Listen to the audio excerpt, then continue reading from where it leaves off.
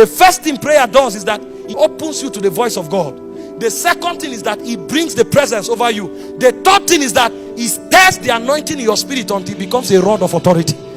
And the day will come when you will stir that anointing until that anointing will come out of your spirit and become a rod. That's where some of these men have gone to. And when they speak, their words never fall to the ground.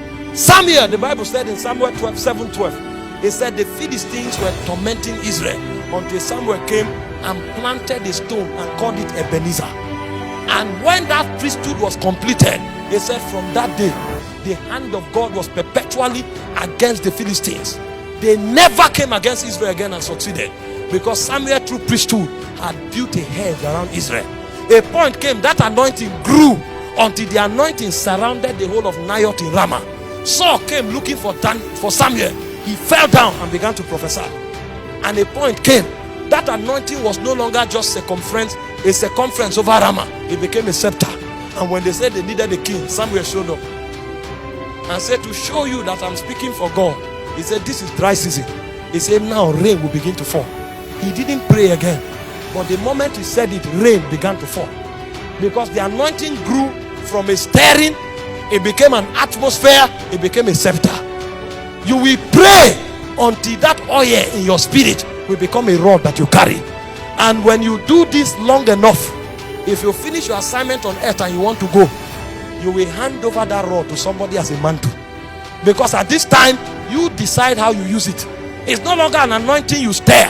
It's no longer an atmosphere. It has become a mantle. This is how mantles are created. Mantles are created from the altar of priesthood. A man walks on the oil. The oil becomes an atmosphere. Then it becomes a mantle. When he wants to go, he will say, if you see me when I'm lifted, you have it. If you see me, this is not something you do anymore. I have it. I can give it to you. And like joke, when the mantle fell, he caught it. He stood by the Jordan. He said, where is the God of Elijah? He hit it on the water. The water parted. The same thing that took Elijah years of crystallizing, he had given it as a token. You will not leave this world until the anointing in your spirit grows to be an atmosphere and grows until it becomes a mantle. Some of you, when you are leaving this world, that mantle will be so strong, you will hand it over to your children. That's why he said concerning a righteous man, he said he leaves inheritances for his children. It's not cattle, it's not goats. Jacob said, the angel of the Lord appeared to me, and after I engaged that angel, I became a prince. And so he said, now I named the name of Israel upon Ephraim and Manasseh. They became Israel. When he wanted to go, he said, gather around me, you sons of Jacob. I will tell you the things that will befall you. He said, the scepter will not depart from Judah until Shiloh comes. A point will come, you will do business on the altar until you can hand over the mantle to your son and say, you will be a millionaire.